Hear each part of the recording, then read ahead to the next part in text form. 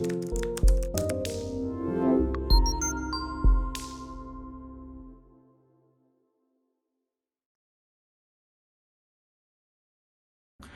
let's talk about one of the most difficult and most complicated tenses for Japanese learners, the present perfect. We need two elements to construct the present perfect tense. Have as the auxiliary or helping verb, and the past tense for the main verb. Like this. In many ways, present perfect is, we can say, unique because it's not connected to any special point in time. The main purpose for this tense is to tell the listener that we have the experience of doing something. When that happened, how long it took, how many times, none of that is important. We only want the listener to know we did something. We have the experience of something. Because of this, we should not use the present perfect tense with a specific time.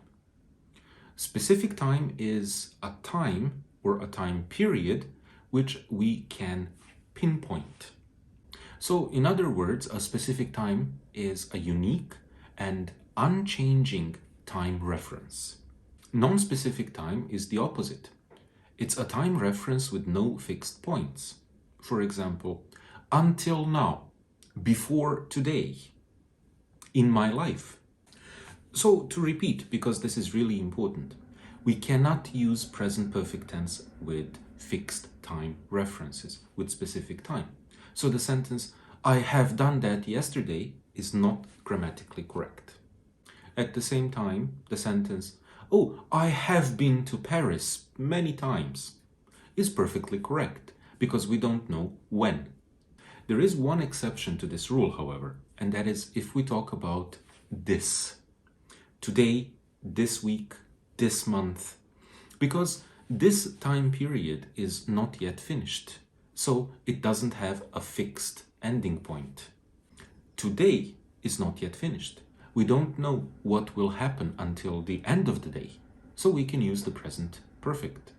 For example, I can say, I have already made one video today. I don't know if I will make more videos until the end of the day. That's why this time period can be used with present perfect. Present perfect is also commonly used to show change over a period of time. For example, if we're talking to a child that we haven't seen in a couple of years, we can say, oh, you have grown so much, because we want the focus to be on that period of change. We can also use the present perfect to talk about an unfinished action which is expected to happen if we use still or yet.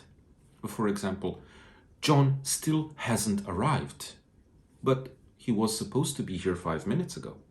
The passive form of present perfect is very easily made, as you can see, and it's very common in everyday English. You can find it anywhere from travel brochures, posters, stories, books, doesn't matter. Simply because the focus of present perfect and present perfect passive is on the experience, not the time and not the fact. So, to summarize, use the present perfect to talk about an experience you had at a non-specific point in time. Thank you for watching this video, and if you have any questions about the present perfect, please leave them down in the comments. I will reply as soon as possible. Have a wonderful Monday, and I wish you a good start to a successful week.